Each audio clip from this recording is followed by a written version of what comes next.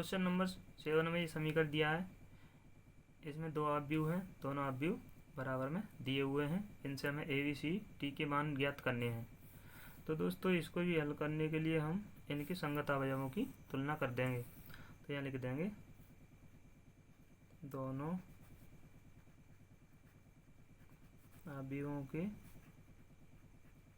संगत अवयवों की तुलना करने पर तो जो हमारा हो जाएगा समीकरण बनेंगे, इसमें ए माइनस बी इक्वल टू हो जाएगा हमारा -1, इक्वेशन नंबर फर्स्ट। और दूसरा हो जाएगा हमारा 2a minus b equal to हो जाएगा हमारा 0, इक्वेशन नंबर सेकंड। और हो जाएगा हमारा 2a plus c equal to 5, equation number third. और चौथा हमारा समीकरण बनेगा हमारा 3c plus d equal to 13, ये हमारा चौथा समीकरण हो जाएगा। तो दोस्तों अब हम इन समीकरणों को सॉल्व करेंगे। तो समीकरण नंबर फर्स्ट और सेकंड में हम कैलकुलेशन करेंगे। समीकरण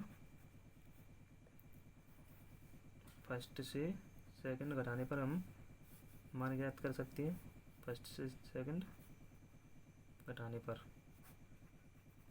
तो ये हमारा a minus b equal to -1 है, हम इसको घटाएंगे तो ये हमारे 2a minus b equal to 0 है। तो यहाँ पर चिन्ह कन्वर्ट कर देंगे, 0 के आगे कोई चिन्ह नहीं होता है। तो ये माइनस का a माइनस 2 है तो माइनस a बचेगा और ये दोनों आपस में कट जाएंगे। और यहाँ पर हमारा -1 minus cancel, a equal to 1 आ गया। अब a का जो मान है वो हम समीकरण फर्स्ट में या सेकंड में किसी में रख सकते हैं, तो हमारा b का मान भी निकल आएगा। a का मान समीकरण फर्स्ट में रखने पर तो यहाँ पर हम पुट कर सकते हैं, 1 है हमारा मान, माइनस बी इक्वल टू -1। तो माइनस बी इक्वल टू -1 और ये भी इधर आएगा तो माइनस का 1 ये भी हो जाएगा, minus b equal to -2, minus से माइनस कैंसिल, तो और b बराबर हमारा 2 आ गया। ये हमारे पास दो वैल्यू आ चुकी हैं। अब हम कैलकुलेशन करेंगे समीकरण नंबर थर्ड, यानी बहुत इजी है। यहाँ हमने a की वैल्यू निकाल ली थी, तो a की वैल्यू समीकरण थर्ड में लिख देंगे, a बराबर 1 समीकरण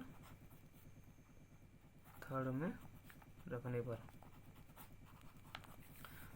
तो 2 into 1 plus c equal to 5,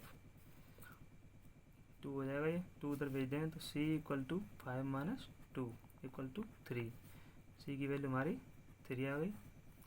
और c का जो मान निकल गया है वो हम समीकरण फोर्थ में लिख देंगे, c का मान समीकरण 4 में रखने पर। तो 4 हमारा ये 3 इंटू सी की वैल्यू 3 है तो 3 लिख देंगे उसकी जगह पे, plus d equal to 13, 3 3 9, 9 plus d equal to 13, और डी बराबर 13 माइनस 9, ये हमारा 4 आ जाएगा। तो डी की वैल्यू हमारी आ गई 4। इस प्रकार हमारा a का मान 1, b का मान 2 और c का मान 3 और d का मान 4 आ गया है। इसी के साथ क्वेश्चन नंबर 7 फिनिश।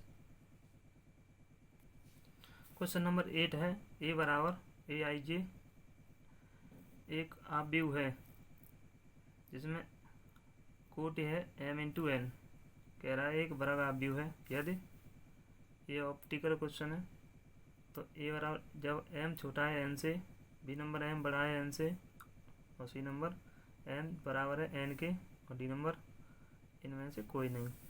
तो दोस्तों हम जानते हैं कि किसी भी वर्ग व्यू में पंक्तियों की संख्या बराबर होती है कॉलम की संख्या के,